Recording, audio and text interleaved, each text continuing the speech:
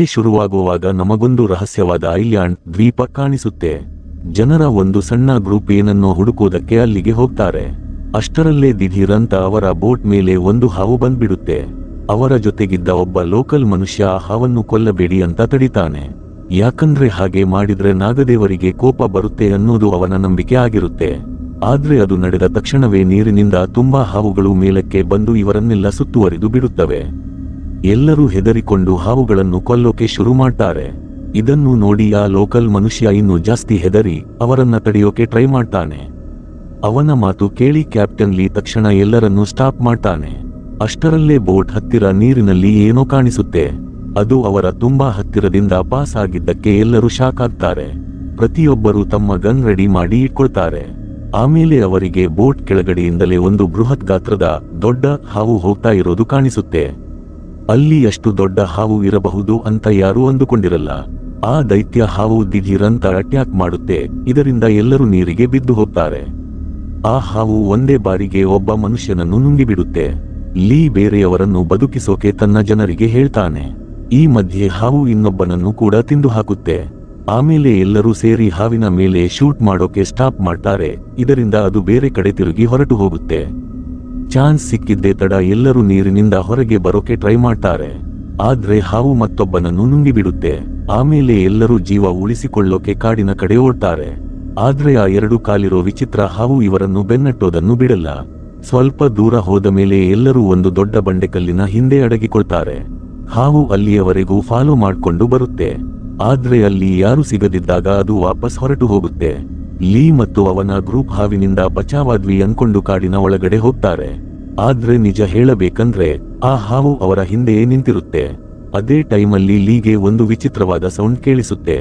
ಅವನು ಮತ್ತು ಅವನ ಆಳುಗಳು ಬಯಲು ಜಾಗಕ್ಕೆ ಬಂದು ಅಲರ್ಟ್ ಆಗ್ತಾರೆ. ಸಡನ್ ಆಗಿ ಆ ದೊಡ್ಡ ಹಾವು ಆ ಲೋಕಲ್ ಮನುಷ್ಯನನ್ನು ತಿಂದು ಹಾಕುತ್ತೆ. ಇದನ್ನು ನೋಡಿ ಎಲ್ಲರೂ ಹಾವಿನ ಮೇಲೆ ಗುಂಡು ಹಾರಿಸೋಕೆ ಶುರು ಮಾಡ್ತಾರೆ. ಆದ್ರೆ ಅದು ಹತ್ತಿರದಲ್ಲೇ ಅಡಗಿರುತ್ತೆ. ಲೀ ಮತ್ತು ಅವನ ಗ್ರೂಪ್ ಈ ಡೇಂಜರ್ನಿಂದ ಪಾರಾಗೋಕೆ ರೆಡಿ ಆಗ್ತಾರೆ. ಅಷ್ಟರಲ್ಲೇ ಹಾವು ಡೈರೆಕ್ಟ್ ಆಗಿ ಲೀ ಮೇಲೆ ಅಟ್ಯಾಕ್ ಮಾಡೋಕೆ ಬರುತ್ತೆ. ಆದ್ರೆ ಕ್ಯಾಪ್ಟನ್ ಲೀ ತನ್ನನ್ನು ತಾನು ಬದುಕಿಸಿಕೊಂಡು ಒಂದು ದೊಡ್ಡ ಚಾಕುವಿನಿಂದ ಹಾವಿನ ಹೊಟ್ಟೆಗೆ ಆಳವಾದ ಗಾಯ ಮಾಡ್ತಾನೆ. ಹಾವಿಗೆ ಸಿಕ್ಕಾಪಟ್ಟೆ ಕೋಪ ಬಂದು ಬಿಡುತ್ತೆ. ಅದು ಮತ್ತೆ ಅಟ್ಯಾಕ್ ಮಾಡಿ ಇನ್ನೊಬ್ಬನನ್ನು ನುಂಗಿ ಹಾಕುತ್ತೆ. ಗ್ರೂಪಿನ ಉಳಿದವರು ಹಾವಿಗೆ ಶೂಟ್ ಮಾಡೋಕೆ ಟ್ರೈ ಮಾಡ್ತಾರೆ. ಆದ್ರೆ ಅದು ತನ್ನ ಭಾರವಾದ ಬಾಲದಿಂದ ಅವರ ಮೇಲೆ ಹಲ್ಲೆ ಮಾಡುತ್ತೆ. ಕೆವೋ ಅನ್ನೋ ಮನುಷ್ಯ ಹೆದರಿ ಓಡೋಕೆ ಶುರು ಮಾಡ್ತಾನೆ ಮತ್ತು ಹಾವು ಅವನನ್ನು ಬೆನ್ನಟ್ಟುತ್ತೆ. ಕೆವೋ ಓಡುತ್ತಾ ಒಂದು ಮರದ ಸಂದಿನಿಂದ ದರಾರಿನಿಂದ ಹೊರಟು ಹೋಗ್ತಾನೆ. ಹಾವು ಅವನ ಮೇಲೆ ಅಟ್ಯಾಕ್ ಮಾಡೋಕೆ ಹೋಗಿ ಆ ಮರದ ಸಂದಿನಲ್ಲಿ ಸಿಕ್ಕಿ ಹಾಕಿಕೊಳ್ಳುತ್ತೆ. ಅದಕ್ಕೆ ಹೊರಗೆ ಬರೋಕೆ ಆಗಲ್ಲ. ಲೀ ಹಾವಿನ ಮೇಲೆ ಗ್ರೆನೇಡ್ ಎಸೆಯೋಕೆ ಟ್ರೈ ಮಾಡ್ತಾನೆ. ಆದ್ರೆ ಹಾವು ಜೋರಾಗಿ ಅವನ ಮೇಲೆ ಅಟ್ಯಾಕ್ ಮಾಡುತ್ತೆ. ಈ ಮಧ್ಯೆ ಗ್ರೆನೇಡ್ ಭೀಕರವಾಗಿ ಬ್ಲಾಸ್ಟ್ ಆಗಿದ್ದರಿಂದ ಕೆವೋಗೆ ಜೋರಾಗಿ ಗಾಯಗಳಾಗುತ್ತವೆ. ಕೆವೋನ ಪಾರ್ಟ್ನರ್ ಸಹಾಯ ಮಾಡೋಕೆ ಬರ್ತಾನೆ. ಆದ್ರೆ ಅಷ್ಟರಲ್ಲೇ ಅವನ ಮುಂದೆ ಸಾಕ್ಷಾತ್ ಯಮನ ತರ ಆ ಹಾವು ಬಂದು ನಿಲ್ಲುತ್ತೆ. ಇಲ್ಲಿಗೆ ಕಥೆ 25 ವರ್ಷ ಮುಂದೆ ಹೋಗುತ್ತೆ. ಅಲ್ಲಿ ಟೆಂಗ್ ಮತ್ತು ಅವಳ ಪಾರ್ಟ್ನರ್ ಐಲ್ಯಾಂಡ್ನಲ್ಲಿ ಯಾರನ್ನೋ ಹುಡುಕಿಕೊಂಡು ಬರ್ತಾರೆ. ಸಡನ್ ಆಗಿ ಒಬ್ಬ ಮನುಷ್ಯ ಹಿಂದಿನಿಂದ ಅಟ್ಯಾಕ್ ಮಾಡೋಕೆ ಬರ್ತಾನೆ. ಆದ್ರೆ ಟೆಂಗ್ ತಕ್ಷಣ ಅವನಿಗೆ ಕ್ಯಾಪ್ಟನ್ ಲೀಯ ಲಾಕೆಟ್ ತೋರಿಸ್ತಾಳೆ. ಆಗ ಗೊತ್ತಾಗುತ್ತೆ ಈ ಟೆಂಗ್ ಬೇರೆ ಯಾರೂ ಅಲ್ಲ, ಸ್ವತಃ ಲೀಯ ಮಗಳು ಅಂತ. ಇನ್ನು ಆ ಮನುಷ್ಯನೇ ಕೆವೋ.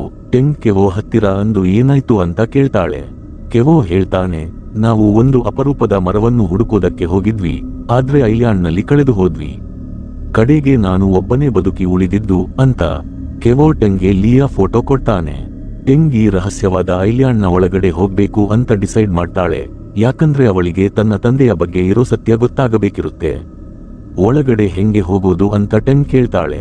ಅದಕ್ಕೆ ಕೆವೋ, ಅಲ್ಲಿಗೆ ಯಾರು ಹೋಗ್ತಾರೋ ಅವರು ಸತ್ತರೂ ವಾಪಸ್ ಬರಲ್ಲ ಅಂತ ಹೇಳ್ತಾನೆ. ಹಾಗಾದ್ರೆ ನೀನು ಹೆಂಗೆ ಬದುಕಿ ಬಂದೆ ಅಂತ ಟೆಂಗ್ ಕೇಳ್ತಾಳೆ. ಆಗ ಫ್ಲಾಶ್ ಬ್ಯಾಕ್ ಕಾಣಿಸುತ್ತೆ. ಆ ದೊಡ್ಡ ಹಾವು ಕೆವೋನನ್ನು ಕೊಲ್ಲೋಕೆ ಹೋಗ್ತಾ ಇರುತ್ತೆ. ಆದ್ರೆ ಅಷ್ಟರಲ್ಲೇ ಒಬ್ಬ ಸಣ್ಣ ಹುಡುಗಿ ಎದುರುಗಡೆ ಬರ್ತಾಳೆ. ಅವಳ ಕೊಳಲಿನ ಬಾನ್ಸುರಿ ಧ್ವನಿ ಕೇಳಿ ಹಾವು ಸೈಲೆಂಟ್ ಆಗಿ ಹಿಂದೆ ಸರಿಯುತ್ತೆ. ಆ ಹುಡುಗಿ ಕೆವೋನನ್ನು ತನ್ನ ಜೊತೆ ಕರ್ಕೊಂಡು ಹೋಗ್ತಾಳೆ. ಅಲ್ಲಿ ಅವನಿಗೆ ಗೊತ್ತಾಗುತ್ತೆ ಆ ಹಾವು ಮನುಷ್ಯರ ಜೊತೆ ತುಂಬಾ ಶಾಂತಿಯಿಂದ ಇರುತ್ತೆ ಅಂತ. ಹುಡುಗಿಯ ತಂದೆ ಹಾನ್ ಕೆವೋಗೆ ಒಂದು ನೋಟ್ಬುಕ್ ಮತ್ತು ಟೋಕನ್ ಕೊಡ್ತಾರೆ. ಅದು ಅವನಿಗೆ ಐಲ್ಯಾಂಡ್ನಿಂದ ತಪ್ಪಿಸಿಕೊಳ್ಳೋಕೆ ಹೆಲ್ಪ್ ಮಾಡುತ್ತೆ. ಪ್ರಸ್ತುತದಲ್ಲಿ ಪ್ರೆಸೆಂಟ್ನಲ್ಲಿ ಆ ಹುಡುಗಿ ಈ 2 ವಸ್ತುಗಳನ್ನು ಟೆಂಗ್ಗೆ ಕೊಡ್ತಾಳೆ. ಆಮೇಲೆ ಟೆಂಗ್ ತನ್ನ ಜನರ ಜೊತೆ ಆ ರಹಸ್ಯವಾದ ಐಲ್ಯಾಂಡ್ ಹುಡುಕೋಕೆ ಹೊರಟಾಳೆ, ಯಾಕಂದ್ರೆ ಹಾವು ಮತ್ತು ಮನುಷ್ಯರು ಒಟ್ಟಿಗೆ ಶಾಂತಿಯಿಂದ ಇರಬಹುದು ಅನ್ನೋದನ್ನು ಅವಳು ಪ್ರೂವ್ ಮಾಡಬೇಕಿರುತ್ತೆ. ಅವರು ತಮ್ಮ ಜರ್ನಿ ಮುಂದುವರಿಸುವಾಗ ಒಂದು 2 ಮುಖದ ಹಾವು ಅವರ ಕಾಲು ಕೆಳಗಡೆಯಿಂದ ಪಾಸ್ ಆಗುತ್ತೆ. ಆಮೇಲೆ ಜಾಂಗ್ ಅನ್ನೋ ಫೋಟೋಗ್ರಾಫರ್ ಬೋಟ್ನಲ್ಲಿ ಲೀನ್ ಮತ್ತು ಎಸಿಯೋ ಅವರ ಫೋಟೋ ತಗೋತಿರುತ್ತಾನೆ. ಅಷ್ಟರಲ್ಲೇ ನೀರಿನ ಒಳಗಡೆಯಿಂದ ಬೋಟ್ ಮೇಲೆ ಏನೋ ಅಟ್ಯಾಕ್ ಆಗುತ್ತೆ. ಮೊದಲು ಅವರು ಅದನ್ನು ಲೈಟ್ ಆಗಿ ತಗೊಳ್ತಾರೆ, ಆದ್ರೆ ಆ ವಸ್ತು ಮತ್ತೆ ಅಟ್ಯಾಕ್ ಮಾಡುತ್ತೆ. ರೇಡರ್ನಲ್ಲೂ ಏನೋ ದೊಡ್ಡದಾಗಿ ಇರೋದು ಕಾಣಿಸುತ್ತೆ. ಕ್ಯಾಪ್ಟನ್ ತುಂಬಾ ಮಂಜು ಇರೋದ್ರಿಂದ ಮುಂದೆ ಹೋಗಬೇಡಿ ಅಂತ ವಾರ್ನಿಂಗ್ ಕೊಡ್ತಾನೆ, ಆದ್ರೆ ಟೆಂಗ್ ಮುಂದೆ ಹೋಗೋಕೆ ಆರ್ಡರ್ ಮಾಡ್ತಾಳೆ. ಸ್ವಲ್ಪ ಸಮಯದ ನಂತರ ಬೋಟ್ ಅವರನ್ನು ದಡದಲ್ಲಿ ಬಿಟ್ಟು ವಾಪಸ್ ಹೊರಟು ಹೋಗುತ್ತೆ. ಕ್ಯಾಪ್ಟನ್, ನಾನು 3 ದಿನದ ನಂತರ ಬರ್ತೀನಿ ಅಂತ ಹೇಳ್ತಾನೆ. ಆಮೇಲೆ ಅವರು ಒಂದು ಮರದ ತೆಪ್ಪದ ವುಡನ್ ರಾಫ್ಟ್ ಮೇಲೆ ತಮ್ಮ ಜರ್ನಿ ಕಂಟಿನ್ಯೂ ಮಾಡ್ತಾರೆ. ಅದೇ ಟೈಮಲ್ಲಿ ನೀರಿನಲ್ಲಿ ತುಂಬಾ ಹಾವುಗಳು ಕಾಣಿಸುತ್ತವೆ. ಜೀನಾ ಹೆದರಿಕೊಂಡು ಗನ್ನಿಂದ ಅವುಗಳನ್ನು ಕೊಲ್ಲೋಕೆ ಹೋಗ್ತಾಳೆ, ಆದ್ರೆ ಎಸಿಯೋ ಅವಳನ್ನು ತಡಿತಾನೆ. ನಾವು ಹಾವುಗಳಿಗೆ ತೊಂದರೆ ಕೊಡದಿದ್ರೆ ಅವು ನಮಗೆ ಏನೂ ಮಾಡಲ್ಲ ಅನ್ನೋದು ಅವನಿಗೆ ರಿಯಲೈಸ್ ಆಗಿರುತ್ತೆ. ಕೊನೆಗೂ ಹಾವುಗಳು ಅಲ್ಲಿಂದ ಹೊರಟು ಹೋಗುತ್ತವೆ ಮತ್ತು ಅವರು ಸಕ್ಸಸ್ಫುಲ್ ಆಗಿ ಐಲ್ಯಾಂಡ್ ಕಂಡುಹಿಡಿತಾರೆ. ರಾತ್ರಿ ಕತ್ತಲಲ್ಲಿ ಅವರು ನೋಡ್ತಾರೆ, ಅಲ್ಲಿನ ಕಬೀಲಾ ಬುಡಕಟ್ಟು ಜನರು ಒಬ್ಬ ಮನುಷ್ಯನನ್ನು ಬಂಧಿಸಿ ಮಾಡಿ ಇಟ್ಟಿದ್ದಾರೆ. ಅಷ್ಟರಲ್ಲೇ ಲೀನ್ ಅನ್ನೋ ಮಹಿಳೆ ಅಲ್ಲಿನ ಒಬ್ಬ ಡೇಂಜರಸ್ ಮನುಷ್ಯನ ಜೊತೆ ಬರ್ತಾಳೆ. ಆಗ ಗೊತ್ತಾಗುತ್ತೆ, ಆ ವ್ಯಕ್ತಿ ಪರ್ಮಿಷನ್ ಇಲ್ಲದೆ ಅವನು ಆ ಕಬೀಲಾ ಬುಡಕಟ್ಟು ಇಂದ ತಪ್ಪಿಸಿಕೊಳ್ಳೋಕೆ ಟ್ರೈ ಮಾಡಿರುತ್ತಾನೆ. ಅದಕ್ಕೆ ಶಿಕ್ಷೆಯಾಗಿ ಲೀನಾ ಮನುಷ್ಯನ ಕಿವಿ ಕತ್ತರಿಸಿ ಅದನ್ನು ಹಾವುಗಳಿಗೆ ಹಾಕೋಕೆ ಆರ್ಡರ್ ಮಾಡ್ತಾಳೆ. ಮರುದಿನ ಟೆಂಗ್ ಮತ್ತು ಅವಳ ಗ್ರೂಪ್ ಕಾಡಿನ ಒಳಗಡೆ ಹೋಗ್ತಾರೆ. ಅಲ್ಲಿ ನೆಟ್ವರ್ಕ್ ಇರಲ್ಲ. ಯಾರೋ ಒಬ್ಬ ರಹಸ್ಯವಾದ ಮನುಷ್ಯ ದೂರದಿಂದಲೇ ಮರಗಳ ಹಿಂದೆ ಅಡಗಿಕೊಂಡು ತಮ್ಮನ್ನು ನೋಡ್ತಾ ಇದ್ದಾನೆ ಅಂತ ಅವರಿಗೆ ಅನಿಸುತ್ತೆ. ತುಂಬಾ ದೂರ ನಡೆದ ಮೇಲೆ ಅವರು ಒಂದು ಹಳೆ ಗುಡಿಸಲು ಹತ್ತಿರ ಬರ್ತಾರೆ. ಅಷ್ಟರಲ್ಲೇ ಲೀನ್ ಎದುರುಗಡೆ ಬಂದು, ಹೊರಗಿನವರು ಇಲ್ಲಿಗೆ ಯಾಕೆ ಬಂದಿದ್ದೀರಾ ಅಂತ ಕೇಳ್ತಾಳೆ. ಅವರು ಲೀನ್ ತಂಗಿ ಸಾಶಾನನ್ನು ಕೂಡ ಅಲ್ಲಿ ನೋಡ್ತಾರೆ. ಟೆಂಗ್ ಮತ್ತು ಲೀನ್ ಸುಳ್ಳು ಹೇಳ್ತಾರೆ, ತಾವು ಗ್ಲೋಬಲ್ ಜಿಯೋಗ್ರಫಿ ಮ್ಯಾಗಜಿನ್ಗಾಗಿ ಕೆಲಸ ಮಾಡ್ತಿದ್ದು ಅಪರೂಪದ ಹೆಬ್ಬಾವನ್ನು ಹುಡುಕಿಕೊಂಡು ಬಂದಿದ್ದೀವಿ ಅಂತ. ಸಾಶಾ ತಕ್ಷಣವೇ, ಇಲ್ಲಿ ಯಾವುದೇ ಅಪರೂಪದ ಹೆಬ್ಬಾವು ಇಲ್ಲ, ಮೊದಲು ಇಲ್ಲಿಂದ ಹೊರಟು ಹೋಗಿ ಅಂತ ಹೇಳ್ತಾಳೆ. ಆದರೆ ಎಸಿಯೋ, ತಮ್ಮ ಬೋಟ್ ಬರೋಕೆ ಇನ್ನು 3 ದಿನ ಬೇಕು, ಅಲ್ಲಿಯವರೆಗೂ ಇಲ್ಲೇ ಇರ್ತೀವಿ ಅಂತ ಹೇಳ್ತಾನೆ. ಲೀನ್ ಅವರಿಗೆ ಇರೋಕೆ ಪರ್ಮಿಷನ್ ಕೊಡ್ತಾಳೆ. ಆದ್ರೆ ಆ ಬಾಟು ಅನ್ನೋವನ ನಡವಳಿಕೆ ಒಂಥರ ವಿಚಿತ್ರವಾಗಿ ಮತ್ತು ಹೆದರಿಸೋ ತರ ಇರುತ್ತೆ. ರಾತ್ರಿ ಎಲ್ಲರೂ ಬೆಂಕಿಯ ಸುತ್ತ ಕೂತಿರುವಾಗ ಲೀನ್ ಮತ್ತು ಸಾಶಾ ಊಟ ತರ್ತಾರೆ. ಟೆಂಗ್ ಲೀನ್ಗೆ ಆ ಟೋಕನ್ ತೋರಿಸ್ತಾಳೆ. ಅದನ್ನು ನೋಡಿದ ತಕ್ಷಣವೇ ಲೀನ್ ಕಂಗಾಲಾಗಿ ಕೋಪದಿಂದ ಅಲ್ಲಿಂದ ಹೊರಟು ಹೋಗ್ತಾಳೆ. ಅವಳ ಆ ವಿಚಿತ್ರ ರಿಯಾಕ್ಷನ್ ನೋಡಿ ಎಲ್ಲರಿಗೂ ಶಾಕ್ ಆಗುತ್ತೆ. ಟೆಂಗ್ ಸಾಶಾ ಹತ್ತಿರ, ಇಲ್ಲಿ ಹಾನ್ ಅನ್ನೋ ಹೆಸರಿನ ಯಾರಾದರೂ ಇದ್ದಾರಾ ಅಂತ ಕೇಳ್ತಾಳೆ. ಆದ್ರೆ ಸಾಶಾ ಅದಕ್ಕೆ ಯಾವುದೇ ಉತ್ತರ ಕೊಡಲ್ಲ. ಬದಲಿಗೆ, ಕಾಡಿನಲ್ಲಿ ಹುಷಾರಾಗಿರಿ ಅಂತ ವಾರ್ನಿಂಗ್ ಕೊಡ್ತಾಳೆ. ಆ ರಾತ್ರಿ ತುಂಬಾ ತಡವಾದ ಮೇಲೆ ಎಲ್ಲರೂ ಮಲಗಿರುವಾಗ ಲೀನ್ ಒಬ್ಬಳೇ ಏನೇನೋ ಮಾತಾಡಿಕೊಳ್ತಾ ಇರುತ್ತಾಳೆ. ಹೊರಗಿನವರೆಲ್ಲ ಸೇರಿ ನನ್ನ ತಂದೆಯನ್ನು ಕೊಂದರು, ಅದಕ್ಕೆ ಸೇಡು ತೀರಿಸಿಕೊಳ್ಳೋಕೆ ನಾನು ಇಲ್ಲಿ ಯಾರನ್ನೂ ಜೀವಂತವಾಗಿ ಬಿಡಲ್ಲ ಅಂತ ಅನ್ಕೊಳ್ತಾ ಇರುತ್ತಾಳೆ. ನೆಕ್ಸ್ಟ್ ಡೇ ಟೆಂಗ್ ತನ್ನ ಗ್ರೂಪ್ ಜೊತೆ ಐಲ್ಯಾಂಡ್ ಹುಡುಕೋಕೆ ಹೊರಟಾಳೆ. ಸಾಶಾ ಬಂದು ಅವಳಿಗೆ ತಿಳಿ ಹೇಳೋಕೆ ಟ್ರೈ ಮಾಡ್ತಾಳೆ, ನೀನು ಅಮಾಯಕರ ಜೀವವನ್ನು ಅಪಾಯಕ್ಕೆ ತಳ್ಳೋದನ್ನು ನಿಲ್ಲಿಸಬೇಕು ಅಂತ. ಆದ್ರೆ ಇದ್ಯಾವುದನ್ನು ಕೇಳದ ಲೀನ್ ಗುಟ್ಟಾಗಿ ಬಾಟುಗೆ ಹೊರಗಿನವರನ್ನು ಕೊಲ್ಲೋಕೆ ಆರ್ಡರ್ ಕೊಟ್ಟು ಬಿಡ್ತಾಳೆ. ಟೆಂಗ್ ಮತ್ತು ಅವಳ ಗ್ರೂಪ್ ಕಾಡಿನಲ್ಲಿ ಅಲೆಯುತ್ತಿರುತ್ತಾರೆ. ಕಬೀಲಾದವರು ಇವರ ಮೇಲೆ ಕಣ್ಣಿಟ್ಟಿರುತ್ತಾರೆ.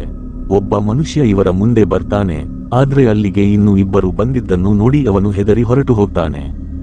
ಆಗ ಟೆಂಗ್ಗೆ ರಿಯಲೈಸ್ ಆಗುತ್ತೆ, ಲೀನ್ ಯಾವುದೋ ಒಂದು ದೊಡ್ಡ ಸೀಕ್ರೆಟ್ ಬಚ್ಚಿಡ್ತಾ ಇದ್ದಾಳೆ ಅಂತ. ವಾಪಸ್ ಬರುವಾಗ ಅದೇ ರಹಸ್ಯ ಮನುಷ್ಯ ಮತ್ತೆ ಇವರನ್ನು ಫಾಲೋ ಮಾಡ್ತಾನೆ. ಸ್ವಲ್ಪ ದೂರ ಹೋದ ಮೇಲೆ ಲೀನ್ಗೆ ಏನೋ ವಿಚಿತ್ರವಾದದ್ದು ಕಾಣಿಸುತ್ತೆ. ಸಡನ್ ಆಗಿ ಮರಗಳ ಮೇಲಿಂದ ತುಂಬಾ ಜನ ಅಟ್ಯಾಕ್ ಮಾಡ್ತಾರೆ. ಆಮೇಲೆ ಲೀನ್ ಮತ್ತು ಜೀನಾನನ್ನು ಪ್ರಜ್ಞೆ ತಪ್ಪಿಸಿಬಿಡ್ತಾರೆ. ಬಾಕಿಯವರೆಲ್ಲ ಜೀವ ಉಳಿಸಿಕೊಳ್ಳೋಕೆ ಓಡ್ತಾರೆ. ಆದ್ರೆ ಕಬೀಲಾದವರು ಅವರನ್ನು ಕೊಲ್ಲುವ ಉದ್ದೇಶದಿಂದ ಸುತ್ತುವರಿಯುತ್ತಾರೆ. ಅದೇ ಟೈಮಲ್ಲಿ ಆ ರಹಸ್ಯ ಮನುಷ್ಯ ಸಡನ್ ಆಗಿ ಬಂದು ಇವರನ್ನು ಬದುಕಿಸೋಕೆ ಫೈಟ್ ಮಾಡೋಕೆ ಶುರು ಮಾಡ್ತಾನೆ. ಕಬೀಲಾದ ಒಬ್ಬ ಮನುಷ್ಯ ಹುವಾನ ಕುತ್ತಿಗೆ ಮೇಲೆ ಚಾಕು ಇಡ್ತಾನೆ. ಆ ರಹಸ್ಯ ಮನುಷ್ಯ ಅವನನ್ನು ಬದುಕಿಸೋಕೆ ಮುಂದೆ ಹೋಗ್ತಾನೆ. ಆದ್ರೆ ಅಷ್ಟರಲ್ಲೇ ಆ ದೈತ್ಯ ಹಾವು ಭೂಮಿಯನ್ನು ಸೀಳಿಕೊಂಡು ಅಲ್ಲಿಗೆ ಬಂದ್ಬಿಡುತ್ತೆ. ಹೊರಗಿನವರನ್ನು ಕೊಲ್ಲೋಕೋಸ್ಕರವೇ ಆ ಹಾವನ್ನು ಬಿಡಲಾಗಿದೆ ಅಂತ ಕಬೀಲಾದವನು ಹೇಳ್ತಾನೆ. ಆ ದೊಡ್ಡ ಹಾವು ರಹಸ್ಯ ಮನುಷ್ಯನ ಮೇಲೆ ಅಟ್ಯಾಕ್ ಮಾಡುತ್ತೆ ಮತ್ತು ಅವರನ್ನು ಸುತ್ತುವರಿಯುತ್ತೆ. ಅದೇ ಟೈಮಲ್ಲಿ ಆ ರಹಸ್ಯ ಮನುಷ್ಯನಿಗೆ ಒಂದು ಗನ್ ಮತ್ತು ಗ್ರೆನೇಡ್ ಸಿಗುತ್ತೆ. ಅವನು ಹಾವಿನ ಗಮನ ಸೆಳೆಯೋಕೆ ಗಾಳಿಯಲ್ಲಿ ಶೂಟ್ ಮಾಡ್ತಾನೆ. ಇದರಿಂದ ಹಾವು ಅವನ ಹಿಂದೆ ಬೀಳುತ್ತೆ. ಟೆಂಗ್ ಮತ್ತು ಅವಳ ಪಾರ್ಟ್ನರ್ಸ್ ಅಲ್ಲಿಂದ ಓಡಿ ಹೋಗೋಕೆ ಸಕ್ಸಸ್ ಆಗ್ತಾರೆ. ಆ ರಹಸ್ಯ ಮನುಷ್ಯ ತುಂಬಾ ಚಾಲಾಕಿತನದಿಂದ ಗ್ರೆನೇಡ್ ಬ್ಲಾಸ್ಟ್ ಮಾಡಿ ಅಲ್ಲಿಂದ ಜೀವಂತವಾಗಿ ಪಾರಾಗ್ತಾನೆ. ಆ ಮನುಷ್ಯ ತಮ್ಮ ಜೀವವನ್ನು ಯಾಕೆ ಉಳಿಸಿದ ಅಂತ ಟೆಂಗ್ಗೆ ಆಶ್ಚರ್ಯ ಆಗುತ್ತೆ. ಲೀನ್ ಏನೋ ಮುಚ್ಚಿಡ್ತಾ ಇದ್ದಾಳೆ ಅನ್ನೋದು ಈಗ ಎಲ್ಲರಿಗೂ ಅರ್ಥ ಆಗಿರುತ್ತೆ. ಈ ಮಧ್ಯೆ ಬಾಟು ಟೆಂಗ್ ಕಾಡಿನಲ್ಲಿ ಭೇಟಿಯಾಗಿದ್ದ ಆ ಮನುಷ್ಯನನ್ನು ಹಿಡಿದು ಶಿಕ್ಷೆಯಾಗಿ ಆ ದೊಡ್ಡ ಹಾವು ಇರೋ ಜಾಗಕ್ಕೆ ಎಸೆದು ಬಿಡ್ತಾನೆ. ಆ ಹಾವು ಅವನನ್ನು ಜೀವಂತವಾಗಿ ತಿನ್ನಲಿ ಅಂತ. ಆಮೇಲೆ ಜ್ಯಾಂಗ್ ನದಿಯಲ್ಲಿ ಸ್ನಾನ ಮಾಡೋಕೆ ಹೋಗ್ತಾನೆ. ಲೀನ್ ಕೂಡ ಅಲ್ಲಿಗೆ ಬರ್ತಾಳೆ. ಜ್ಯಾಂಗ್ ಅಡಗಿಕೊಂಡು ತನ್ನ ಕ್ಯಾಮೆರಾದಿಂದ ಲೀನ್ ಫೋಟೋಗಳನ್ನು ತಗೋತಿರ್ತಾನೆ. ಲೀನ್ಗೆ ಆ ವಿಷಯ ಗೊತ್ತಿರುತ್ತೆ. ಅದಕ್ಕೆ ಅವಳು ಜ್ಯಾಂಗ್ನನ್ನು ಕೂಡ ತನ್ನ ಜೊತೆ ಸ್ನಾನ ಮಾಡೋಕೆ ಕರೀತಾಳೆ. ಜ್ಯಾಂಗ್ ಖುಷಿಯಾಗಿ ನೀರಿಗೆ ಇಳಿತಾನೆ. ಆದ್ರೆ ಇದು ಲೀನ್ ಮಾಡಿದ ಒಂದು ಡೇಂಜರಸ್ ಪ್ಲಾನ್ ಆಗಿರುತ್ತೆ. ನೀರಿನ ಒಳಗಡೆ ಜ್ಯಾಂಗ್ಗೆ ಒಂದು ವಿಷದ ಹಾವು ಕಚ್ಚಿಬಿಡುತ್ತೆ. ಅವಳು ಟಂಗ್ ಜ್ಯಾಂಗ್ನನ್ನು ಹುಡುಕಿಕೊಂಡು ಬಂದಾಗ ಅವನು ಸೀರಿಯಸ್ ಕಂಡೀಷನ್ನಲ್ಲಿ ಪ್ರಜ್ಞೆ ತಪ್ಪಿ ಬಿದ್ದಿರೋದು ಕಾಣಿಸುತ್ತೆ. ಅವರು ಅವನನ್ನು ಕ್ಯಾಂಪ್ಗೆ ಕರ್ಕೊಂಡು ಬರ್ತಾರೆ. ಸಾಶಾ ಅವನನ್ನು ಚೆಕ್ ಮಾಡಿ, ಈ ವಿಷ ತುಂಬಾ ಡೇಂಜರಸ್ ಆಗಿದೆ. ಇವನ ಜೀವ ಉಳಿಯಬೇಕಂದ್ರೆ ಸಮುದ್ರದ ಪಾಲಿಪ್ ಮರ, ಮರೀನ್ ಪಾಲಿಪ್ ಟ್ರೀ ಬೇಕೇ ಬೇಕು. ಅದು ಮಾತ್ರ ಈ ವಿಷವನ್ನು ಇಳಿಸೋಕೆ ಸಾಧ್ಯ ಅಂತ ಹೇಳ್ತಾಳೆ. ಈ ಸಂಜೀವಿನಿ ಎಲ್ಲಿ ಸಿಗುತ್ತೆ ಅಂತ ಎಸಿಯೋ ಕೇಳ್ತಾನೆ. ಸಾಶಾ ಅವರಿಗೆ ಬ್ಲಾಕ್ ಮೌಂಟೇನ್ ಬಗ್ಗೆ ಹೇಳ್ತಾಳೆ. ಅದು ಆ ಐಲ್ಯಾಂಡ್ನಲ್ಲೇ ಅತ್ಯಂತ ಅಪಾಯಕಾರಿ ಜಾಗ ಆಗಿರುತ್ತೆ. ಎಲ್ಲರೂ ಅಲ್ಲಿಗೆ ಹೋಗೋಕೆ ರೆಡಿ ಆಗ್ತಾರೆ. ಇದನ್ನು ನೋಡಿ ಲೀನ್ಗೆ ಸಿಕ್ಕಾಪಟ್ಟೆ ಕೋಪ ಬರುತ್ತೆ ಮತ್ತು ಹೆಲ್ಪ್ ಮಾಡೋಕೆ ಬರಲ್ಲ ಅಂತಾಳೆ. ಆದ್ರೂ ನೆಕ್ಸ್ಟ್ ಡೇ ಸಾಶಾ ಅವರ ಜೊತೆ ಹೋಗೋಕೆ ಡಿಸೈಡ್ ಮಾಡ್ತಾಳೆ. ಲೀನ್ ಕೋಪದಲ್ಲಿ ಬಾಟುಗೆ ಎಲ್ಲರನ್ನೂ ಮುಗಿಸಿಬಿಡು ಅಂತ ಆರ್ಡರ್ ಕೊಡ್ತಾಳೆ. ಅವರು ಬ್ಲಾಕ್ ಮೌಂಟೇನ್ನ ಒಂದು ಕತ್ತಲೆ ಗುಹೆಯ ಹತ್ತಿರ ತಲುಪ್ತಾರೆ. ಆ ಗುಹೆಯ ಒಳಗಿನ ದೃಶ್ಯ ತುಂಬಾ ಭಯಾನಕವಾಗಿರುತ್ತೆ. ಅಲ್ಲಿ ಅಲ್ಲಲ್ಲಿ ಮನುಷ್ಯರ ಮತ್ತು ಪ್ರಾಣಿಗಳ ಹಳೆಯ ಅಸ್ಥಿಪಂಜರಗಳು ಬಿದ್ದಿರುತ್ತವೆ ಮತ್ತು ಗಾಳಿಯಲ್ಲಿ ಒಂಥರ ವಿಚಿತ್ರವಾದ ಕೊಳೆತ ವಾಸನೆ ಹರಡಿರುತ್ತೆ. ಗುಹೆಯಲ್ಲಿ ಎಷ್ಟು ಕತ್ತಲೆ ಇರುತ್ತೆ ಅಂದ್ರೆ ಅವರಿಗೆ ತಮ್ಮ ಸ್ವಂತ ಕೈ ಕೂಡ ಕಾಣಿಸ್ತಾ ಇರಲ್ಲ.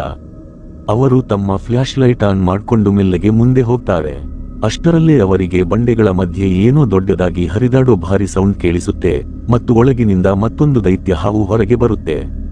ಸಾಶಾ ಕೂಡ ಅಲ್ಲಿಗೆ ಬರ್ತಾಳೆ. ಇಷ್ಟೆಲ್ಲ ಡೇಂಜರ್ ಇದ್ದರೂ ನೀನು ಯಾಕೆ ಬಂದೆ ಅಂತ ಟೆಂಗ್ ಅವಳನ್ನು ಕೇಳ್ತಾಳೆ. ಅದಕ್ಕೆ ಸಾಶಾ ತನ್ನ ತಂದೆ ಹಾನ್ ತುಂಬಾ ಒಳ್ಳೆಯ ಮನುಷ್ಯನಾಗಿದ್ದರು ಅಂತ ಹೇಳ್ತಾಳೆ. ಒಂದು ದಿನ ಅವಳ ತಂದೆ ಮನೆಗೆ ಒಂದು ದೊಡ್ಡ ಹಾವಿನ ಮೊಟ್ಟೆ ತಂದಿರುತ್ತಾರೆ. ಸಾಶಾ ಮತ್ತು ಅವಳ ಅಕ್ಕ ಆ ಮೊಟ್ಟೆಯನ್ನು ತುಂಬಾ ಚೆನ್ನಾಗಿ ನೋಡ್ಕೊಳ್ತಾರೆ. ಮೊಟ್ಟೆ ಒಡೆದು ಹಾವು ಹೊರಗೆ ಬರುತ್ತೆ. ಅದು ಅವರ ಹತ್ತಿರವೇ ಇರುತ್ತೆ. ಸ್ವಲ್ಪ ಸಮಯದ ನಂತರ ಕಬೀಲಾದವರು ಅವಳ ತಂದೆಯನ್ನು ಶತ್ರು ಅನ್ಕೊಂಡು ಕೊಲೆ ಮಾಡಿಬಿಡ್ತಾರೆ. ಅದಕ್ಕಾಗಿಯೇ ಲೀನ್ಗೆ ಹೊರಗಿನವರೆಂದರೆ ಅಷ್ಟೊಂದು ದ್ವೇಷ ಇರುತ್ತೆ. ಸಾಶಾ ವಾರ್ನಿಂಗ್ ಕೊಡ್ತಾಳೆ, ತನ್ನ ಅಕ್ಕ ಅವರೆಲ್ಲರನ್ನು ಕೊಲ್ಲೋಕೆ ಪ್ಲಾನ್ ಮಾಡಿದ್ದಾಳೆ ಅಂತ. ಜ್ಯಾಂಗ್ನನ್ನು ಬದುಕಿಸೋಕೆ ಇನ್ನು ತುಂಬಾ ಕಡಿಮೆ ಟೈಮ್ ಇರುತ್ತೆ. ಪ್ರತಿಯೊಬ್ಬರೂ ಒಂದು ಗಟ್ಟಿ ಹಗ್ಗವನ್ನು, ಎಲ್ಲರೂ ಹಗ್ಗ ಯೂಸ್ ಮಾಡ್ಕೊಂಡು ಗುಹೆಯ ಒಳಗಡೆ ಇಳಿಯೋಕೆ ಶುರು ಮಾಡ್ತಾರೆ. ಆದ್ರೆ ಲನ್ ಮಾತ್ರ ಸೇಫ್ಟಿಗೋಸ್ಕರ ಮೇಲೆಯೇ ಇರ್ತಾನೆ. ಅಷ್ಟರಲ್ಲೇ ಬಾಟು ಅಲ್ಲಿಗೆ ಬಂದು ಲನ್ ಮೇಲೆ ಅಟ್ಯಾಕ್ ಮಾಡಿ ಅವನನ್ನು ಪ್ರಜ್ಞೆ ತಪ್ಪಿಸಿಬಿಡ್ತಾನೆ. ಯಾಕಂದ್ರೆ ಅವನಿಗೆ ಆ ಹಗ್ಗವನ್ನು ಕತ್ತರಿಸಬೇಕಿರುತ್ತೆ. ಕೆಳಗಡೆ ಗ್ರೂಪ್ನವರಿಗೆ ಆ ಪಾಲಿಪ್ ಮರ ಸಿಗುತ್ತೆ. ಅದನ್ನವರು ಕೀಳೋಕೆ ಟ್ರೈ ಮಾಡ್ತಾರೆ. ಅದೇ ಟೈಮಲ್ಲಿ ಬಾಟು ಮೇಲಿಂದ ಹಗ್ಗ ಕತ್ತರಿಸೋಕೆ ಶುರು ಮಾಡ್ತಾನೆ. ಆದ್ರೆ ಆ ರಹಸ್ಯ ಮನುಷ್ಯ ಅಲ್ಲಿಗೆ ಬಂದ್ಬಿಡ್ತಾನೆ. ಬಾಟು ಹೆದರಿಕೊಂಡು ಅಲ್ಲಿಂದ ಓಡಿ ಹೋಗ್ತಾನೆ. ಎಸೆಯುವ ಮರದ ಕೊಂಬೆಯನ್ನು ಗಟ್ಟಿಯಾಗಿ ಹಿಡ್ಕೊಳ್ತಾನೆ. ಆದ್ರೆ ಕತ್ತರಿಸಿದ್ದ ಹಗ್ಗ ತುಂಡಾಗಿ ಅವನು ಕೆಳಗೆ ಬಿದ್ದು ಹೋಗ್ತಾನೆ. ಬಾಕಿಯವರು ಕೂಡ ಬೇಗನೆ ಕೆಳಗೆ ಇಳಿತಾರೆ. ಎಸೆಯೋಗೆ ಅಷ್ಟೊಂದು ಜೋರಾಗಿ ಗಾಯಗಳಾಗಿರಲ್ಲ. ಪ್ರತಿಯೊಬ್ಬರೂ ಆ ಜಾಗದಿಂದ ಹೊರಗೆ ಬರೋಕೆ ಶುರು ಮಾಡ್ತಾರೆ. ಕ್ಯಾಂಪ್ನಲ್ಲಿ ಜೀನಾ ಜ್ಯಾಂಗ್ ಹತ್ತಿರ ನಿಂತಿರ್ತಾಳೆ. ಆದ್ರೆ ಸಡನ್ ಆಗಿ ಲೀನ್ ಅಲ್ಲಿಗೆ ಬಂದು ಅವಳ ಕುತ್ತಿಗೆ ಮೇಲೆ ಚಾಕು ಇಡ್ತಾಳೆ. ಇತ್ತ ಗುಹೆಯ ಒಳಗಡೆ ಲನ್ ಮತ್ತು ಬಾಕಿಯವರಿಗೆ ಒಂದು ಜಾಗ ಸಿಗುತ್ತೆ. ಅಲ್ಲಿ ಕಲ್ಲುಗಳ ಮೇಲೆ ಟೆಂಗ್ಲ ಡೇಟ್ ಆಫ್ ಬರ್ತ್, ಹುಟ್ಟಿದ ದಿನಾಂಕ ಬರೆದಿರುತ್ತೆ. ಅವರಿಗೆ ಅಲ್ಲಿ ಅವಳ ತಂದೆಯ ಲಾಕೆಟ್ ಕೂಡ ಸಿಗುತ್ತೆ. ಆಗ ಟೆಂಗ್ಗೆ ತನ್ನ ತಂದೆ ಕ್ಯಾಪ್ಟನ್ ಲೀ ಇನ್ನೂ ಬದುಕಿದ್ದಾರೆ ಮತ್ತು ತಾನು ಅವರನ್ನು ಹುಡುಕ್ತೀನಿ ಅನ್ನೋ ಗಟ್ಟಿ ನಂಬಿಕೆ ಬರುತ್ತೆ. ಅವರಿಗೆ ಹೊರಗೆ ಹೋಗೋ ದಾರಿ ಸಿಗುತ್ತೆ. ಆದ್ರೆ ಅಲ್ಲಿ ತುಂಬಾ ಹಾವಿನ ಮೊಟ್ಟೆಗಳನ್ನು ಇಟ್ಟಿರುತ್ತಾರೆ. ಗಡಿಬಿಡಿಯಲ್ಲಿ ಹುವಾನ ಕಾಲು ಜಾರಿ ಒಂದು ಮೊಟ್ಟೆ ಒಡೆದು ಹೋಗುತ್ತೆ. ಆ ದೈತ್ಯ ಹಾವು ಅವರನ್ನ ಬೆನ್ನಟ್ಟೋಕೆ ಶುರು ಮಾಡುತ್ತೆ. ಎಲ್ಲರೂ ಜೀವ ಉಳಿಸಿಕೊಳ್ಳೋಕೆ ಹೊರಗೆ ಓಡ್ತಾರೆ. ಆದ್ರೆ ಹಾವು ಸಿಕ್ಕಾಪಟ್ಟೆ ಕೋಪದಿಂದ ಇವರ ಹಿಂದೆ ಬರುತ್ತೆ. ಟೆಂಗ್ ಓಡುತ್ತಾ ಒಂದು ಆಳವಾದ ಕಂದಕದ ಖಾಯಿ ಹತ್ತಿರ ತಲುಪ್ತಾಳೆ. ಆ ದೊಡ್ಡ ಹಾವು ಟೆಂಗ್ ಮತ್ತು ಸಾಶಾನನ್ನು ಸುತ್ತುವರಿಯುತ್ತೆ. ಒಬ್ಬ ಮನುಷ್ಯ ಹಾವಿನ ಗಮನ ಸೆಳೆದು ಅದು ತನ್ನ ಹಿಂದೆ ಬರೋ ಹಾಗೆ ಮಾಡ್ತಾನೆ. ಆದ್ರೆ ಹಾವು ಅವನನ್ನೇ ಕಾರ್ನರ್ ಮಾಡಿಬಿಡುತ್ತೆ. ಎಸಿಯೋ ಹೇಗೋ ಅಲ್ಲಿಂದ ತಪ್ಪಿಸಿಕೊಳ್ಳುತ್ತಾನೆ ಮತ್ತು ಬಾಕಿಯವರು ಜೊತೆಯಾಗ್ತಾರೆ. ಅದೇ ಟೈಮಲ್ಲಿ ಆ ದೈತ್ಯ ಹಾವು ಮತ್ತೆ ಬಂದು ಎಲ್ಲರನ್ನೂ ಸಿಕ್ಕಿ ಹಾಕಿಸಿಬಿಡುತ್ತೆ. ತಾವು ಇನ್ನು ಸತ್ತೇ ಹೋದ್ವಿ ಅಂತ ಅವರೆಲ್ಲ ಅನ್ಕೊಳ್ತಾರೆ. ಆದ್ರೆ ಸಡನ್ ಆಗಿ ಆ ರಹಸ್ಯ ಮನುಷ್ಯ ಆ ಹಾವಿನ ಮೇಲೆ ಸವಾರಿ ಮಾಡ್ಕೊಂಡು ಎದುರುಗಡೆ ಬರ್ತಾನೆ. ಮತ್ತು ಆ ಹಾವು ಅವನಿಗೆ ಯಾವುದೇ ತೊಂದರೆ ಕೊಡಲ್ಲ. ಟೆಂಗ್ನ ಎದುರುಗಡೆ ನೋಡಿ ಆ ಮನುಷ್ಯ ತುಂಬಾ ಎಮೋಷನಲ್ ಆಗ್ತಾನೆ. ಅವನು ಟೆಂಗ್ಗೆ ತನ್ನ ಲಾಕೆಟ್ ತೋರಿಸ್ತಾನೆ. ಆಗ ಟೆಂಗ್ಗೂ ಗೊತ್ತಾಗುತ್ತೆ ತನ್ನ ಹತ್ತಿರವೂ ಸೇಮ್ ಅದೇ ತರ ಲಾಕೆಟ್ ಇದೆ ಅಂತ. ಆ ರಹಸ್ಯ ಮನುಷ್ಯ ಬೇರೆ ಯಾರೂ ಅಲ್ಲ, ತನ್ನ ತಂದೆ ಕ್ಯಾಪ್ಟನ್ ಲೀ ಅಂತ ಟೆಂಗ್ಗೆ ಅರ್ಥ ಆಗುತ್ತೆ. ಇಬ್ಬರೂ 25 ವರ್ಷಗಳ ನಂತರ ಸಿಕ್ಕಿದ್ದಕ್ಕೆ ತಬ್ಬಿಕೊಂಡು ಅಳ್ತಾರೆ. ಲೀ ಟೆಂಗ್ ಹತ್ತಿರ ಹೇಳ್ತಾನೆ, ಅವತ್ತು ಆ ಫೈಟ್ ಆದಮೇಲೆ ನನಗೆ ಪ್ರಜ್ಞೆ ಬಂದಾಗ ನನ್ನ ಜೊತೆಯವರೆಲ್ಲ ಸತ್ತೋಗಿದ್ರು. ನನಗೆ ಈ ದೈತ್ಯ ಹಾವಿನ ಮೊಟ್ಟೆ ಸಿಕ್ತು. ಅಂದಿನಿಂದ ನಾನು ಇದರ ಜೊತೆ ಇದೇ ಗುಹೆಯಲ್ಲಿ ಇರೋಕೆ ಶುರು ಮಾಡಿದೆ ಅಂತ. ಈ ವಿಷಯ ಗೊತ್ತಾದ ಮೇಲೆ ಎಲ್ಲರೂ ಜಾಂಗ್ನನ್ನು ಬದುಕಿಸೋಕೆ ವಾಪಸ್ ಹೊರಡ್ತಾರೆ. ಇನ್ನೊಂದೆಡೆ ಲೀನ್ ಜೀನಾನನ್ನು ಕಟ್ಟಿ ಹಾಕಿ ಹೊಡೆದಿರುತ್ತಾಳೆ. ಸಾಶಾ ಅಲ್ಲಿಗೆ ಬಂದು ಲೀನ್ಗೆ ತಿಳಿ ಹೇಳೋಕೆ ಟ್ರೈ ಮಾಡ್ತಾಳೆ. ತಂದೆಯ ಸೇಡು ತೀರಿದೆ, ಇನ್ಮೇಲಾದರೂ ಅಮಾಯಕರನ್ನು ಕೊಲ್ಲೋದನ್ನು ನಿಲ್ಲಿಸು ಅಂತ. ಆದ್ರೆ ಲೀನ್ ಅವಳ ಮಾತು ಕೇಳಲ್ಲ. ಬಾಕಿಯವರು ಸದ್ದಿಲ್ಲದೆ ಅಲ್ಲಿಗೆ ಬಂದು ಜೀನಾನನ್ನು ಬಿಡಿಸ್ತಾರೆ ಮತ್ತು ಜಾಂಗ್ಗೆ ಆ ಸಂಜೀವಿನಿ ಮರವನ್ನು ಕೊಟ್ಟಾರೆ. ಅದೇ ಟೈಮಲ್ಲಿ ಲೀನ್ ಕೊಳಲು ಬಾನ್ಸುರಿ ಊದ್ತಾಳೆ ಮತ್ತು ಮತ್ತೊಂದು ದೊಡ್ಡ ಹಾವು ಅಲ್ಲಿಗೆ ಬಂದ್ಬಿಡುತ್ತೆ. ಲೀನ್ ಕೊಳಲಿನಿಂದಲೇ ಆ ಹಾವನ್ನು ಕಂಟ್ರೋಲ್ ಮಾಡ್ತಾ ಇದ್ದಾಳೆ ಅನ್ನೋದು ಟೆಂಗ್ಗೆ ರಿಯಲೈಸ್ ಆಗುತ್ತೆ. ಆ ದೈತ್ಯ ಹಾವು ಅಟ್ಯಾಕ್ ಮಾಡೋಕೆ ರೆಡಿಯಾಗುವಾಗ ಸಡನ್ ಆಗಿ ಲೀ ಕೂಡ ತನ್ನ ಹಾವನ್ನು ಕರೀತಾನೆ. ಲೀ ತನ್ನ ಹಾವನ್ನು ಕರೆದ ತಕ್ಷಣ ಆ 2 ದೊಡ್ಡ ಹಾವುಗಳ ಮಧ್ಯೆ ಭಯಂಕರ ಫೈಟ್ ಶುರುವಾಗುತ್ತೆ. ಅವು ಒಂದಕ್ಕೊಂದು ಜೋರಾಗಿ ಡಿಕ್ಕಿ ಹೊಡೆಯೋದಕ್ಕೆ ದೊಡ್ಡ ದೊಡ್ಡ ಮರಗಳೇ ಕಡ್ಡಿಯ ತರ ಮುರಿದು ಬೀಳ್ತವೆ ಮತ್ತು ಇಡೀ ಭೂಮಿಯೇ ನಡುಗುತ್ತೆ. ಲೀನ್ನ ಹಾವು ಇನ್ನೂ ಜಾಸ್ತಿ ಕ್ರೂರವಾಗಿ ಮತ್ತು ಪವರ್ಫುಲ್ ಆಗಿರುತ್ತೆ. ಅದು ಲೀಯ ಹಾವಿನ ಕುತ್ತಿಗೆಯನ್ನು ಗಟ್ಟಿಯಾಗಿ ಹಿಡಿದು ನೆಲಕ್ಕೆ ಅಪ್ಪಳಿಸಿಬಿಡುತ್ತೆ. ಲೀಯ ಹಾವು ನೋವಿನಿಂದ ಒದ್ದಾಡುತ್ತೆ, ಆದ್ರೂ ತನ್ನ ಮಾಲೀಕನನ್ನು ಬದುಕಿಸೋಕೋಸ್ಕರ ಪೂರ್ತಿ ಶಕ್ತಿ ಹಾಕಿ ತಿರುಗಿ ಬೀಳುತ್ತೆ. ಈ ಮಧ್ಯೆ ಲೀ ಬಾಟುಗೆ ಚಾಕುವಿನಿಂದ ಗಾಯ ಮಾಡ್ತಾನೆ, ಆದ್ರೆ ಬಾಟು ಕೂಡ ಲೀಗೆ ಸೀರಿಯಸ್ ಆಗಿ ಗಾಯ ಮಾಡ್ಬಿಡ್ತಾನೆ. ಟೆಂಗ್ ಗಾಬರಿಯಿಂದ ತಂದೆಯ ಹತ್ತಿರ ಓಡಿ ಹೋಗ್ತಾಳೆ. ಲೀ ಮತ್ತು ಬಾಟು ಇಬ್ಬರು ಗಾಯಗೊಂಡು ನೆಲದ ಮೇಲೆ ಬಿದ್ದಿರ್ತಾರೆ. ಇತ್ತ ಲೀನ್ ಜೀನಾನನ್ನು ಕೂಡ ತುಂಬಾ ಬ್ಯಾಡಾಗಿ ಗಾಯಗೊಳಿಸಿರುತ್ತಾಳೆ. ರಕ್ತ ಸಿಕ್ತನಾಗಿದ್ದ ಬಾಟು ಟೆಂಗ್ ಮೇಲೆ ತನ್ನ ಲಾಸ್ಟ್ ಅಟ್ಯಾಕ್ ಮಾಡೋಕೆ ಬರ್ತಾನೆ. ಆದ್ರೆ ಲೀ ಅವಳನ್ನು ಬದುಕಿಸಿ ತನ್ನ ಪೂರ್ತಿ ಶಕ್ತಿ ಉಪಯೋಗಿಸಿ ಬಾಟುನನ್ನು ಕಥೆ ಮುಗಿಸಿ ಬಿಡ್ತಾನೆ, ಯಮಪುರಿಗಟ್ಟುತ್ತಾನೆ. ಲೀನ್ ಜೀನಾಗೆ ಇನ್ನೂ ಜಾಸ್ತಿ ಗಾಯ ಮಾಡ್ತಾಳೆ. ಅಷ್ಟರಲ್ಲೇ ಮತ್ತೆ ಆ ದೈತ್ಯ ಹಾವು ಬರುತ್ತೆ. ಸಾಶಾ ತನ್ನ ಅಕ್ಕನನ್ನು ತಡೆಯೋಕೆ ಟ್ರೈ ಮಾಡ್ತಾಳೆ, ಆದ್ರೆ ಹಾವು ಜೀನಾನನ್ನು ಗಾಯಗೊಳಿಸುತ್ತೆ. ರಕ್ತಸಿಕ್ತನಾಗಿದ್ದ ಲೀ ನೆಲದ ಮೇಲೆ ಬಿದ್ದು ಬಿಡ್ತಾನೆ. ಟೆಂಗ್ ಓಡಿ ಹೋಗಿ ತನ್ನ ತಂದೆಯ ತಲೆಯನ್ನು ಮಡಿಲಲ್ಲಿ ಇಟ್ಕೊಳ್ತಾಳೆ. 25 ವರ್ಷಗಳ ಸುದೀರ್ಘ ಕಾಯುವಿಕೆ ಇವತ್ತಿಗೆ ಮುಗಿದಿತ್ತು, ಆದ್ರೆ ಹಣೆಬರಹಕ್ಕೆ ಬೇರೆನೇ ಇಷ್ಟವಿತ್ತು. ಲೀ ತನ್ನ ನಡುಗುತ್ತಿರೋ ಬೆರಳುಗಳಿಂದ ಟೆಂಗ್ ಕಣ್ಣೀರು ಒರೆಸ್ತಾನೆ. ಸಾಯೋ ಮುಂಚೆ ನನ್ನ ಮಗಳ ಮುಖ ನೋಡಿದ್ನಲ್ಲ, ಅಷ್ಟೇ ಸಾಕು, ನನಗೆ ಖುಷಿ ಇದೆ ಅಂತ ಹೇಳ್ತಾನೆ. ಲೀ ಟೆಂಗ್ ತಲೆ ಮೇಲೆ ಕೈ ಇಟ್ಟು, ಯಾವಾಗಲೂ ನಿನ್ನ ಮತ್ತು ನಿನ್ನ ಫ್ರೆಂಡ್ಸ್ನ ಚೆನ್ನಾಗಿ ನೋಡ್ಕೋ ಅಂತ ಹೇಳಿ ಒಂದು ಸಣ್ಣ ನಗುವಿನೊಂದಿಗೆ ಕಣ್ಣು ಮುಚ್ಚಿಬಿಡ್ತಾನೆ. ಕೊನೆಯುಸಿರೆಳೆಯುತ್ತಾನೆ. ಟೆಂಗ್ಳ ಆರ್ತನಾದ ಇಡೀ ಕಾಡಿನಲ್ಲಿ ಪ್ರತಿಧ್ವನಿಸುತ್ತೆ. ಟೆಂಗ್ ಅಳುತ್ತಾ ತನ್ನ ತಂದೆಯನ್ನು ಕರ್ಕೊಂಡು ಅಲ್ಲಿಂದ ಹೊರಟಾಳೆ. ಸಾಶಾ ಗ್ರೆನೇಡ್ ಎಸೆದು ಆ ದೈತ್ಯ ಹಾವನ್ನು ಗಾಯಗೊಳಿಸುತ್ತಾಳೆ. ಇದರಿಂದ ಅದು ಬ್ಯಾಲೆನ್ಸ್ ಕಳೆದುಕೊಳ್ಳುತ್ತೆ. ಲೀನ್ ಸಾಶಾನನ್ನು ಬದುಕಿಸೋಕೆ ಅವಳ ಮುಂದೆ ಬಂದು ನಿಲ್ತಾಳೆ, ಆದ್ರೆ ಗಾಯಗೊಂಡಿದ್ದ ಆ ದೈತ್ಯ ಹಾವು ಲೀನ್ಲನ್ನೇ ಜೀವಂತವಾಗಿ ನುಂಗಿಬಿಡುತ್ತೆ. ಜೀನಾ ಸಾಶಾಳ ಕೈ ಹಿಡಿದು ಅಲ್ಲಿಂದ ಓಡ್ತಾಳೆ. ಎಸಿಯೋ ಮತ್ತು ಟೆಂಗ್ ಕೂಡ ಜೊತೆಯಾಗ್ತಾರೆ, ಆದ್ರೆ ಆ ದೈತ್ಯ ಹಾವು ಇವರ ಎದುರುಗಡೆ ಬಂದು ಇವರನ್ನು ಸುತ್ತುವರಿದು ಬಿಡುತ್ತೆ. ಆ ಗಾಯಗೊಂಡ ಹಾವು ಟೆಂಗ್ ಮತ್ತು ಅವಳ ಫ್ರೆಂಡ್ಸ್ನ ಕಾರ್ನರ್ ಮಾಡಿದಾಗ ಸಡನ್ ಆಗಿ ಇಡೀ ಭೂಮಿ ತುಂಬಾ ಜೋರಾಗಿ ನಡುಗೋಕೆ ಶುರು ಮಾಡುತ್ತೆ. ನದಿಯ ನೀರು ಕುದಿಯೋಕೆ ಸ್ಟಾರ್ಟ್ ಆಗುತ್ತೆ ಮತ್ತು ಒಂದು ಭಯಾನಕ ಗರ್ಜನೆಯೊಂದಿಗೆ ಸಾಕ್ಷಾತ್ ನಾಗದೇವರೇ, ಸ್ನೇಕ್ ಗಾಡ್, ನೀರನ್ನು ಸೀಳಿಕೊಂಡು ಹೊರಗೆ ಬರ್ತಾರೆ. ಅವರ ಸೈಜ್ ಎಷ್ಟೊಂದು ದೊಡ್ಡದಾಗಿ ಇರುತ್ತೆ ಅಂದ್ರೆ ಅವರ ಮುಂದೆ ಆ ಗಾಯಗೊಂಡಿದ್ದ ಹಾವು ಒಂದು ಸಣ್ಣ ಹುಳ ತರ ಕಾಣಿಸ್ತಾ ಇರುತ್ತೆ. ನಾಗದೇವರ ಕಣ್ಣುಗಳು ಕೆಂಡದ ತರ ಮಿಂಚುತ್ತಿರುತ್ತವೆ ಮತ್ತು ಅವರ ಶರೀರದ ಮೇಲಿದ್ದ ಮಾಪಕಗಳು ಸ್ಕೇಲ್ಸ್ ಯಾವುದೋ ಗಟ್ಟಿ ಕಬ್ಬಿಣದ ಕವಚದ ತರ ಕಾಣಿಸ್ತಾ ಇರುತ್ತವೆ. ಅವರನ್ನು ನೋಡಿದ ತಕ್ಷಣವೇ ಆ ಕ್ರೂರ ಹಾವು ಸಿಕ್ಕಾಪಟ್ಟೆ ಹೆದರಿ ತನ್ನ ಜೀವ ಉಳಿಸಿಕೊಳ್ಳೋಕೆ ಅಲ್ಲಿಂದ ಶರವೇಗದಲ್ಲಿ ಓಡಿ ಹೋಗುತ್ತೆ. ನಾಗದೇವರು ಟೆಂಗ್ ಮತ್ತು ಅವಳ ಪಾರ್ಟ್ನರ್ಸ್ನ ಒಂದು ಕ್ಷಣ ದಿಟ್ಟಿಸಿ ನೋಡ್ತಾರೆ, ಆದ್ರೆ ಅವರಿಗೆ ಯಾವುದೇ ತೊಂದರೆ ಕೊಡದೆ ತುಂಬಾ ಸೈಲೆಂಟ್ ಆಗಿ ವಾಪಸ್ ಅದೇ ನದಿಯ ಆಳವಾದ ನೀರೊಳಗೆ ಹೊರಟು ಹೋಗ್ತಾರೆ. ಟೆಂಗ್ ತನ್ನ ತಂದೆಯನ್ನು ಅದೇ ಐಲ್ಯಾಂಡ್ನಲ್ಲಿ ಹೂತು ಹಾಕ್ತಾಳೆ, ದಫನ ಮಾಡ್ತಾಳೆ ಮತ್ತು ಈ ಸ್ನೇಕ್ ಐಲ್ಯಾಂಡ್ನ ಸತ್ಯವನ್ನು ಪ್ರಪಂಚಕ್ಕೆ ಹೇಳಬಾರದು ಅಂತ ಡಿಸೈಡ್ ಮಾಡ್ತಾಳೆ, ಯಾಕಂದ್ರೆ ಆ ಹಾವುಗಳು ಅಲ್ಲಿ ಸೇಫ್ ಆಗಿರಲಿ ಅಂತ. ಸಾಶಾ ಕೂಡ ಅವರ ಜೊತೆ ಐಲ್ಯಾಂಡ್ ಬಿಟ್ಟು ಹೊರಡ್ತಾಳೆ ಮತ್ತು ತನ್ನ ಹೊಸ ಲೈಫ್ ಸ್ಟಾರ್ಟ್ ಮಾಡ್ತಾಳೆ. ಇದರೊಂದಿಗೆ ಈ ರೋಮಾಂಚನಕಾರಿ ಸಿನಿಮಾ ಇಲ್ಲಿಗೆ ಮುಗಿಯುತ್ತೆ. ನಿಮಗೆ ವಿಡಿಯೋ ಇಷ್ಟ ಆಗಿದ್ರೆ ಲೈಕ್ ಮಾಡಿ ಮತ್ತು ಚಾನೆಲ್ ಸಬ್ಸ್ಕ್ರೈಬ್ ಮಾಡೋದನ್ನು ಮರಿಬೇಡಿ. ಸಿಗೋಣ ಮುಂದಿನ ವಿಡಿಯೋದಲ್ಲಿ.